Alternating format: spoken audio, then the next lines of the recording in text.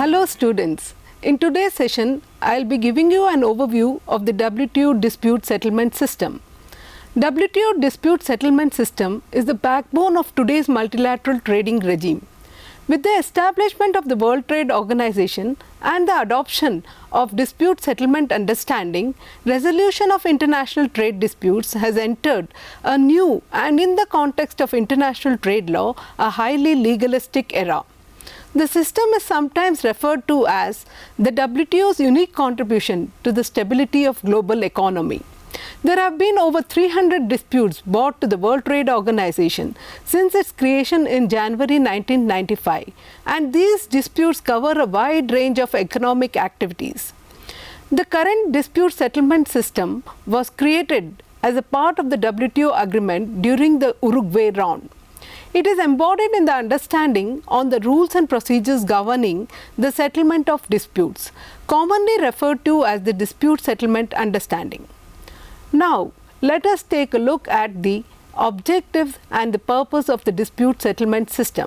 The main objectives of the WTO dispute settlement system are to provide security and predictability to the multilateral trading system, preserve the rights and obligations of WTO members, and to clarify the rights and obligations through interpretation. Now, let me take you through these objectives. Providing security and predictability to the multilateral trading system. The central objective of the WTO dispute settlement system is to provide security and predictability to the multilateral trading system.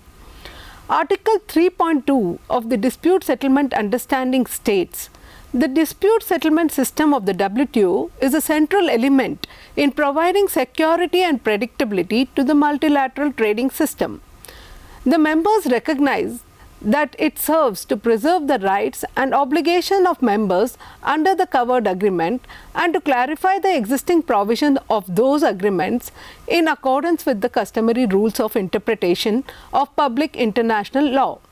Secondly, preserving the rights and obligations of WTO members. The dispute settlement system of the WTO aims at preserving the rights and obligations of WTO members in case a dispute arises between them.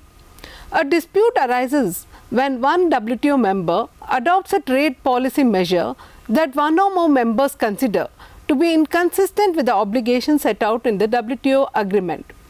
The aggrieved member can challenge that measure at the dispute settlement system of the WTO.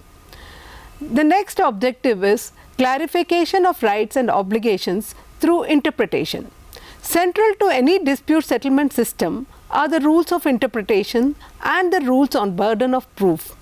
Article 3.2 of the Dispute Settlement Understanding stipulates in the relevant part that the dispute settlement system serves to clarify the existing provision of the agreement in accordance with the customary rules of interpretation of public international law.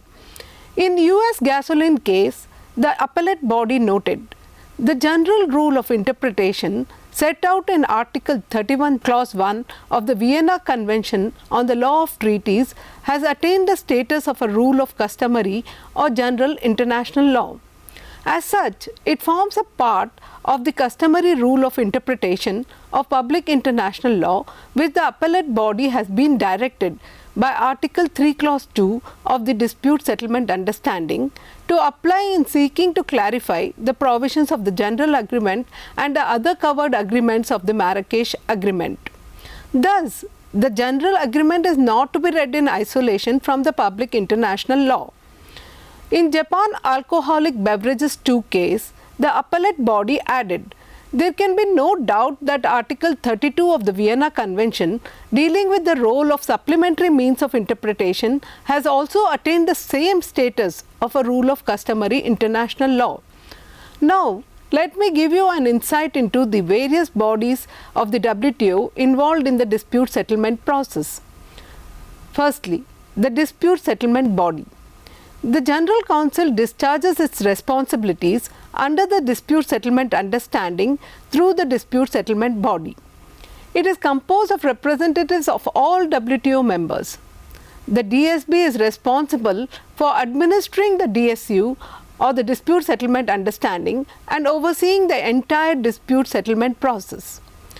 Second, the Director General and the WTO Secretariat. The Director General of the WTO may act in an ex officio capacity, offer his or her good offices, conciliation or mediation with a view to assisting members to settle a dispute. The staff of the WTO Secretariat assist the members in respect of the dispute settlement at their request. Third, panels. Panels are quasi-judicial bodies in charge of adjudicating disputes between members. Fourthly, appellate body. The appellate body is a permanent body of 7 members entrusted with the task of reviewing the legal aspects of the reports issued by panels. Fifth, arbitrators. In addition to panels and the appellate body, arbitrators either as individuals or as groups can be called to adjudicate certain questions at several stages of dispute settlement process. Arbitration is available as an alternative to dispute resolution by panels and the appellate body. 6. Experts. Disputes often involve complex factual questions of technical or scientific nature. For instance, when the existence or degree of health risk related to a certain product is the subject of contention between the parties. Because panelists are experts in international trade but not necessarily in those scientific fields, the dispute settlement understanding gives panels the right to seek information and technical advice from experts. Now let us understand as to who can bring the disputes before the WTO dispute settlement system. Participants in the dispute settlement system. Access to WTO dispute settlement system is limited to WTO members. A WTO member can use the system when it claims that a benefit accruing to it under one of the covered agreements is nullified or impaired. NGOs, private individuals, companies, observer countries have no access to WTO dispute settlement system.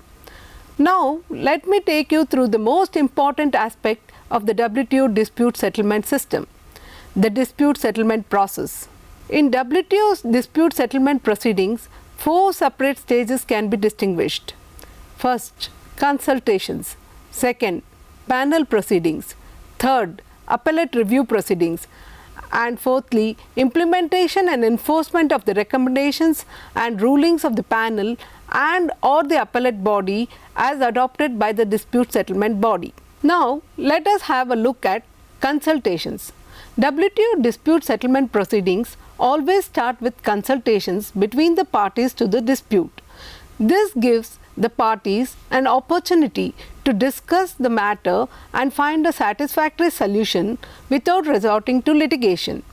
A majority of disputes in the WTO have not proceeded beyond consultations, either because a satisfactory settlement was found or because the complainant decided for other reasons not to pursue the matter further.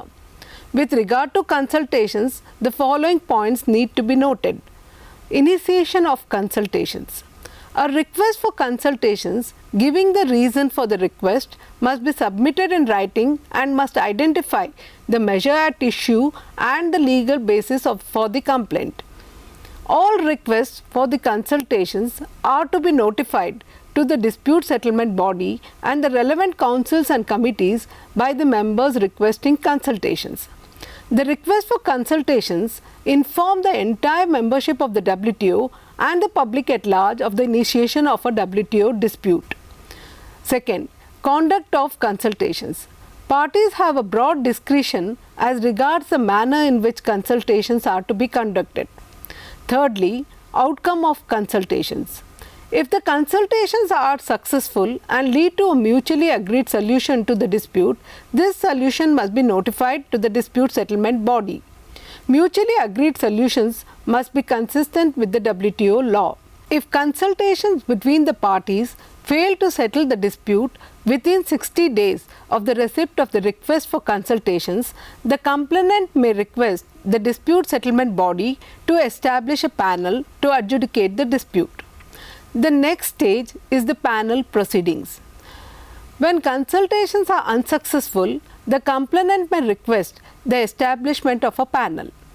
Panels are ad hoc bodies established for the purpose of adjudicating a particular dispute and are dissolved once they have accomplished their task. Panels are established by the dispute settlement body at the request of the complainant. At the second dispute settlement meeting at which the panel request is discussed, the panel is established. The parties decide on the composition of the panel. However, if they fail to do so within 20 days after the establishment of the panel, the complainant can ask the Director General of the WTO to appoint the panelists. Panels are composed of 3 well-qualified governmental or non-governmental individuals who are not nationals of the parties or third parties to the dispute. The recommendations and rulings of the panel are not legally binding by themselves. They become legally binding only when they are adopted by the dispute settlement body. After the panel process, the next stage is the appellate review proceedings. The appellate body is a standing permanent international tribunal of 7 independent individuals of recognized authority appointed by the dispute settlement body for a term of 4 years. The appellate body hears and decides appeals in division of 3 of its members. Only parties to the dispute can appeal a panel report. An appeal is limited to the issues of laws covered in the panel report and legal interpretations developed by a panel. Issues of facts cannot be appealed. The appellate body uphold, modify or reverse the legal findings and conclusions of the panel that were appealed. The appellate body has detailed standard working procedures set out in the Working Procedures for Appellate Review. A member may not only initiate an appeal but can also withdraw the appeal at any stage of the appellate review process. Such a withdrawal normally leads to termination of the appellate review. The proceeding shall not exceed 60 days from the date a party to the dispute formally notifies its decision to appeal to the date the appellate body circulates its report. When the appellate body believes that it cannot render its report within 60 days, it shall inform the dispute settlement body in writing of the reasons for delay together with an estimate of the period within which it will submit its report. In no case the proceeding shall exceed 90 days. The last stage is the implementation and enforcement stage. Prompt and immediate compliance with the recommendations and rulings adopted by the dispute settlement body is essential for the effective functioning of the WTO. The first duty of the losing member is to inform the DSB at a meeting within 30 days after the adoption of the report of its intention to implement the recommendations and rulings of the dispute settlement body. It is usually at that same meeting that the members concerned states whether it is able to comply immediately with the recommendations and rulings or not. If immediate compliance is not possible, the member has a reasonable time period to comply. The reasonable time can be proposed by the members concerned and approved by the consensus by DSB. Mutually agreed by the parties to the dispute within 45 days after the adoption of report, or it can be determined by an arbitrator. During the reasonable period of time for implementation, the dispute settlement body keeps the implementation of adopted recommendations and rulings under surveillance.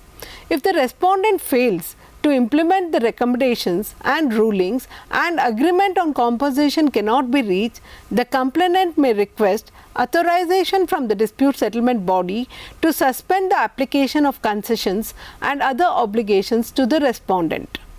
The WTO system for resolving trade dispute between members has been a remarkable success in many respects.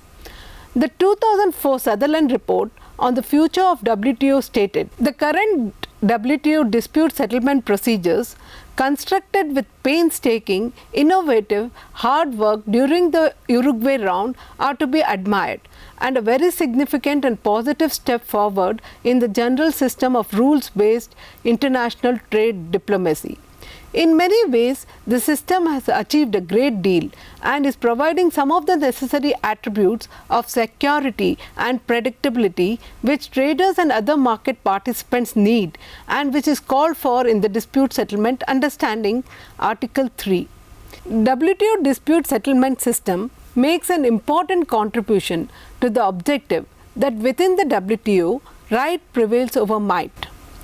Hope you have got a good insight on the dispute settlement system of the WTO. Until we meet again, bye.